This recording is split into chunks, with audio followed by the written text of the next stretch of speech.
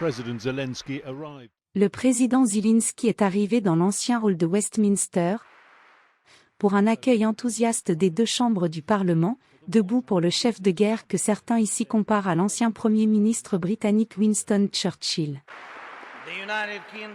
Le Royaume-Uni grignote avec nous vers la victoire la plus importante, je pense, de notre vie. Ce sera une victoire sur l'idée même de la guerre, après que nous soyons allés ensemble, tout agresseur peu importe, ou petit saura ce qu'il attend s'il attaque l'ordre international. Au-delà de sa gratitude pour le soutien de la Grande-Bretagne, Zelensky était ici pour livrer une demande singulière, son appel pour des avions de combat inscrits sur le casque d'un pilote de chasse ukrainien. Nous avons la liberté, il a dit de nous donner des ailes pour le protéger. Et je fais appel à vous, et le monde était simple, et pourtant les mots les plus importants combattent, des avions pour les ailes de l'Ukraine pour la liberté. On ne peut nier la popularité du président ukrainien ni le soutien enthousiaste à sa cause, mais des alliés qui n'ont accepté que récemment de remercier l'Ukraine.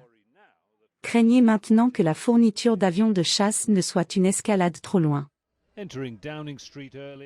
En entrant dans Downing Street plus tôt, sous les applaudissements inhabituels du personnel, président Zelensky a porté un message qui n'était que trop clair: si vous voulez que nous gagnions cette guerre, donnez-nous ce dont nous avons besoin pour le faire.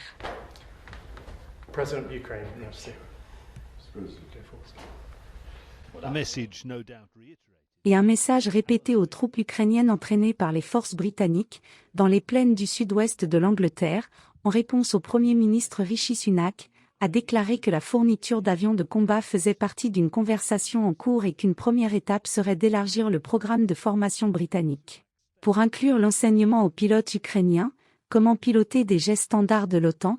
C'est une étape importante que le président Zelensky utilisera pour faire pression sur les autres alliés. Jonah Hall dans la voix de Jacqueline, Al Jazeera.